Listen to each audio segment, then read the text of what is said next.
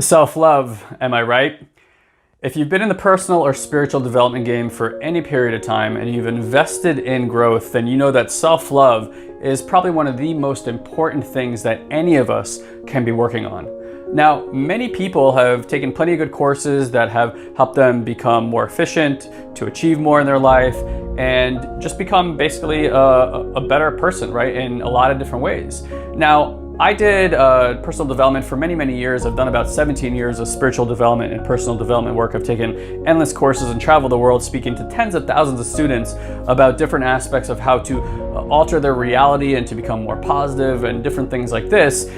But somewhere along that path, about 10 years in, I realized that no matter how much understanding I had and all these tools I had gained on how to change my perception of reality, the reality is that internally, I still felt pretty much the same, and I was still kind of protecting myself from a lot of the same things. Now, I knew this because when I would get around my parents, I would still get angry and saddened by similar things. I was in similar patterns in my relationships. And when you learn about taking personal responsibility, you realize that you really are the common denominator in every area of your life. So if something is not changing, it's not transforming, then it's not because the world doesn't work, it's because you haven't worked some part in your system yet. And this brings me back to self-love, because self-love is one of these things that most of us have learned through our development with our parents, that we only receive love when we achieve something.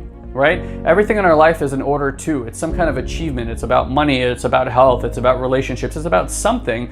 But we're always taking action for the most part, if not all the time, in order to achieve something. And then we have this false premise that if we just achieve enough, we'll finally receive the love, we'll finally feel how worthy we are, and life will, magically turn out and change.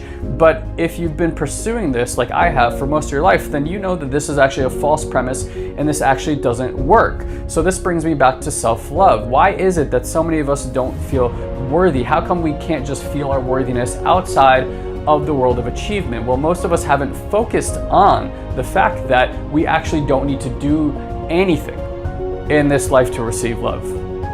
And I'll say that again. You don't have to do anything to receive love in this life.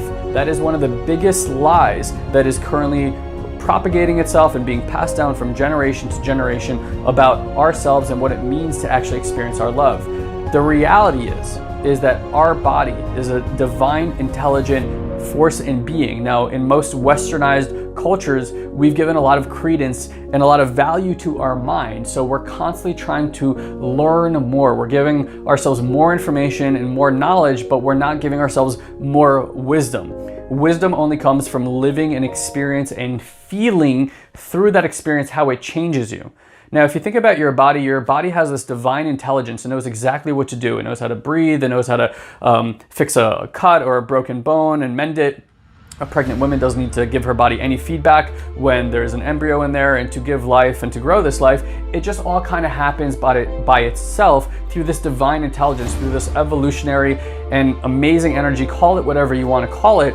Our bodies just have this intelligence. So notice how when things in your life happen, you don't let that intelligence work. You're always trying to give it feedback or manipulate it or control it and change your circumstances, again, to make yourself feel a certain way. And because of this, you keep maneuvering around self-love. You keep moving away from it by thinking that you have to do something to receive love. The reality is the only thing that you need to do in order to receive love is to start feeling through all the areas where you don't allow yourself to receive love.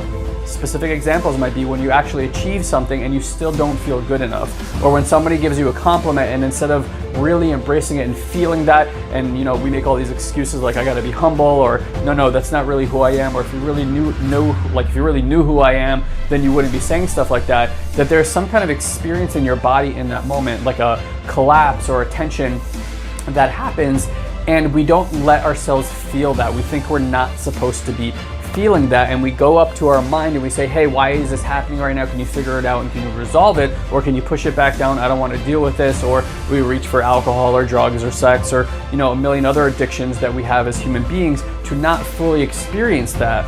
If you want to start experiencing the present, if you want to start experiencing yourself, your self-worth, your self-love, then the challenge here is to start feeling more. The challenge is that when these experiences come and those uncomfortable or discomfort happens in the body, instead of running away and running to the mind to fix it, my challenge to you is to be with what happens in the body. Again, the body is divinely guided and it knows what it's doing. The same way it knows how to mend a cut or mend a broken bone, it also knows how to move this energy, right?